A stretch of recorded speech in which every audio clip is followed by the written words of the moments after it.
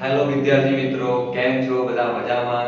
આજે આપણે ભણીશું standard 9 maths. એમાં આપણું ચેપ્ટર છે બે બહુપદીઓ. બહુપદીઓમાં આપણે જોઈશું સ્વાધ્યાય 2.4. મારું નામ છે જિગ્નેશ અને આઈ હોપ તમે બધા મજામાં છો. અને હવે આપણે સાથે મળીને ભણીશું સ્વાધ્યાય 2.4 બહુપદીઓના આપણે દાખલા. એને આપણે ઈઝી અને સિમ્પલ રીતે હું તમારી સાથે રજૂ કરીશ. તમે ચાલો આપણે ભણીએ. તો અહીંયા જોઈએ આપણે પહેલા તો બહુપદીઓ વિશે વાત કરીએ. બહુપદીઓ કોને કહેવાય? તો તમે જોઈ શકો છો આ રીતે છે, બરોબર. પણ બહુપદીઓ કોને કહીશું? તો એવી રીતે બહુપદીઓ એને એવી રીતે આપણે આઈડેન્ટિફાઈ કરી શકીએ કે બહુપદીઓ એટલે કે એક કરતા વધારે પદ હોય, બટ એનું આપણને કોઈ એક્ઝેક્ટ માપ કે એક્ઝેક્ટ સોલ્યુશન ના આપેલું હોય, જેનું આપણે સોલ્યુશન આ x અથવા કોઈ ચલ આલ્ફાબેટિકલ નંબર ચલની આપણે વેલ્યુ શોધીને આપણે એની વેલ્યુ બહુપદીઓમાં એક્ઝેક્ટ માપ આપણે શોધવાનું હોય. તો બહુપદી વસ્તુ એવી હોય કે એક કરતા વધારે પદ હોય, બરોબર. ક્લિયર? તો હવે આપણે જોઈશું કે અહીંયા આપણને એક કરતા વધારે પદ આપેલા છે, બરોબર. x ઘન વાળા છે, x સ્ક્વેર વાળા છે, x ની 4 ઘાત વાળા પણ પદ છે. એમાં આપણને ક્વેશ્ચન શું છે કે નીચે આપેલ કઈ બહુપદીઓનો અવયવ x+1 છે તે નક્કી કરવાનું છે, બરોબર. આ 4 છે, એમાંથી કઈ બહુપદીમાં x+1 અવયવ છે એ છે કે નહીં, તો એ કેવી રીતે નક્કી કરીશું આપણે? તો જોઈએ અહીંયા આગળ. સૌપ્રથમ આપણે એવું કરીશું કે જે x+1 છે એને આપણે 0 સાથે સરખાવીશું. શું કરીશું વિદ્યાર્થી મિત્રો? x+1 ને આપણે 0 સાથે સરખાવીશું. x તો x+1 ને આપણે 0 સાથે સરખાવીશું. x+1 બરાબર 0. તો x બરાબર આપણને શું મળશે? તો આ એક છે એ x ના જોડે સરવાળામાં છે, એને આપણે જમણી બાજુ લઈ જઈશું તો આપણને મળશે બાદબાકીમાં, એટલે કે 0 - 1. 0 - 1 it is equal to -1 મળશે, બરોબર. તો x ની વેલ્યુ આપણને કેટલી મળી? -1. હવે આપણને એવું કીધું છે કે કઈ બહુપદી માટે x+1 આ અવયવ છે કે નહીં તે નક્કી કરવાનું છે.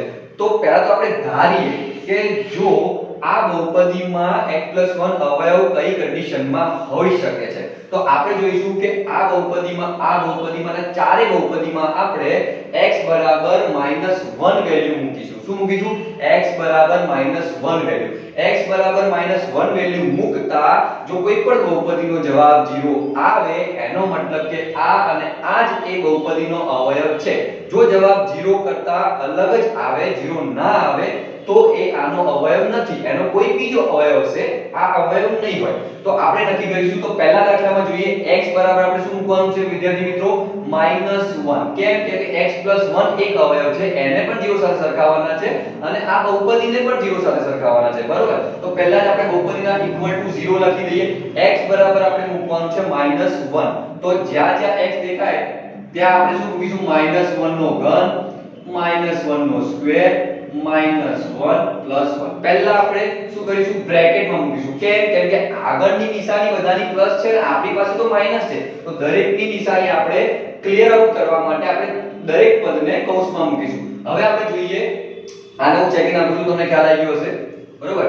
પહેલા આપણે જોઈએ કે -1 નો ઘન. -1 નો ઘન શું થશે? -1 * -1 તો is equal to -1 થશે. શું થશે? -1. કોઈ પણ માઈનસ સંખ્યાનો ઘન એની એ જ સંખ્યા થશે, સોરી એની એ જ નિશાની થશે, બરોબર. અને સંખ્યાનો ઘન થશે તો 1 નો ઘન તો 1 થશે અને નિશાની એની એ જ આવશે, બરોબર. તો -1 અહીંયા આવશે પ્લસ, બરોબર. -1 નો સ્ક્વેર. -1 નો સ્ક્વેર is equal to -1 * -1 તો -1 is equal to 1 * 1 1 થશે અને માઈનસ * માઈનસ એ થશે પ્લસ. એટલે અહીંયા કૌંસમાં પણ બ્રેકેટમાં પણ પ્લસ આવશે અને બહાર પણ પ્લસ છે એટલે એ પ્લસ થઈ જશે. હવે આપણે જોઈએ કે આ પ્લસ અને અહીંયા કોઈ સ્ક્વેર કેવું નથી, તો આ પ્લસ અને આને બ્રેકેટમાંથી ક્લોઝ કરીશું તો આ માઈનસ આ પ્લસ નિશાનીનો ગુણાકાર થશે તો શું આવશે? માઈનસ. શું આવશે? માઈનસ. અહીંયા છે +1 is equal to 0. આપણે આ જે કંઈ પણ સાદુરૂપ આપી રહ્યા છીએ is equal to 0 થવું જોઈએ, is equal to 0 થવું જોઈએ, બરોબર. તો -1 + 1 is equal to 0. -1 + 1 equal to 0, બરોબર. તો આપણો જવાબ શું આવ્યો? 0 equal to 0. મતલબ કે આ બહુપદીમાં x બરાબર -1 મૂકતા બહુપદીનું સાદુરૂપ આવ્યું 0. ઓકે. તો હવે આપણે જોઈશું કે આ બહુપદી માટે x+1 અવયવ છે. હવે આપણે જોઈશું બીજી બહુપદી માટે. તો સેમ ટુ સેમ છે, x+1 છે. આપણે x+1 ને = 0 સાથે સરખાવીએ તો આપણને x ની વેલ્યુ મળશે -1.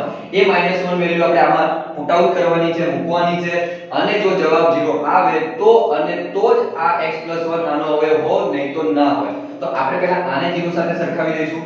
ઓકે વિદ્યાર્થી મિત્રો, હવે આપણે -1 ની 4 ઘાત પ્લસ x નો ઘન -1 નો ઘન પ્લસ x નો સ્ક્વેર એટલે કે -1 નો સ્ક્વેર અને +1 તો છે જ ઇઝ ઇક્વલ ટુ 0. આપણે આનું સાદુરૂપ આપીશું રાઈટ હેન્ડ સાઈડ બરાબર 0 છે, એ 0 આવું જ જોઈએ. -1 ની 4 ઘાત કરીશું ઇઝ ઇક્વલ ટુ -1 -1 -1 -1 4 ટાઈમ -1. તો નિશાનીનો પણ ગુણાકાર થશે તો આવશે +1 આવી જશે. શું આવશે? +1 આવી જશે. અને અહીંયા સેમ આની રીતે -1 નો ઘન છે, બરોબર? તો -1 * -1 ઇઝ ઇક્વલ ટુ -1. 1 ની કેટલી પણ ઘાત આપણે કરીએ તો 1 and 1 જ જવાબ આવે, બરોબર? -1 નો સ્ક્વેર છે તો ઇઝ ઇક્વલ ટુ +1. અહીંયા +1 તો છે જ ઇઝ ઇક્વલ ટુ 0. હવે આપણે જોઈશું કે +1 -1 તો ઉડી ગયા. હવે આવશે 1 + 1 is equal to 2. Not equal to 0. શું આવ્યું? Not equal to 0. એનો મતલબ છે કે આ બહુપદી માટે x+1 પુટ આઉટ એમાં મૂકતા આપણો જવાબ 0 ન આવ્યો. એનો મતલબ છે કે આ બહુપદીનો x+1 અવયવ નથી, એનો કોઈક બીજો અવયવ હશે, બરોબર? અત્યારે આપણે એ ફાઇન્ડ નથી કરવાનું, આપણે ખાલી એ ફાઇન્ડ કરવાનું છે કે x+1 એનો અવયવ છે કે નહીં, એ ફાઇન્ડ કરવાનું છે. ઠીક છે વિદ્યાર્થી મિત્રો, હવે આપણે આ ત્રીજી બહુપદી માટે જોઈએ. તો અહીંયા તમે જોઈ શકો છો x ની 4 ઘાત થી શરૂઆત થઈ છે. તો આપણે અહીંયા મૂકીએ. આપણો x બરાબર શું છે વિદ્યાર્થી મિત્રો? x બરાબર -1. તો આપણે -1 ની 4 ઘાત પ્લસ 3 -1 નો ઘન પ્લસ 3 -1 નો સ્ક્વેર પ્લસ x ની જગ્યાએ -1 પ્લસ 1. ઠીક છે વિદ્યાર્થી મિત્રો, બરોબર? હવે તમે જોઈ શકો છો કે આપણે -0 તો આપણે લાવવાના જ છે, બરોબર? -1 ની 4 ઘાત હમણાં આપણે કીધું એવી રીતે -1 તો થઈ જશે +1. કેમ? એકી સંખ્યાની ઘાત હોય માઈનસમાં તો એ પ્લસ થઈ જાય, એકી સંખ્યાની ઘાત હોય તો એ માઈનસ થઈ જાય, બરોબર? અહીંયા આવશે પ્લસ તો હતા જ, બરોબર? -1 નો ઘન એટલે કે -1 જ થશે. એને 3 જોડે આપણે મલ્ટીપ્લાય કરીશું તો શું થશે? 3 * 3 * 1 એટલે 3 અને આપણે થશે -3. કેમ? કેમ કે આ નિશાની માઈનસ છે, આ પ્લસ છે, બંનેનો ગુણાકાર થશે 3 અને 1 નો ગુણાકાર થશે 3 આવશે, બરોબર? પ્લસ 3 તો છે જ, બરોબર? -1 નો સ્ક્વેર એટલે કે +1 +1 ને આપણે 3 સાથે ગુણાકાર કરીશું તો 3 થઈ જશે, બરોબર? અને અહીંયા કોઈ સ્ક્વેર નથી તો ડાયરેક્ટ આપણે બ્રેકેટ ક્લોઝ કરી દઈએ. પ્લસ અને માઈનસ એટલે કે -1 ના 1 અને આ +1 ઇઝ ઇક્વલ ટુ 0. તો આપણે લખી દેવા પડશે. હવે આપણે જોઈએ -3 + 3, બરોબર? -1 + 1 શું વધ્યું? હજી આપણી પાસે હજુ એક વધ્યો છે જેનું કોઈ સાદું નથી. એનો મતલબ કે આ ડઝ નોટ ઇક્વલ ટુ 0.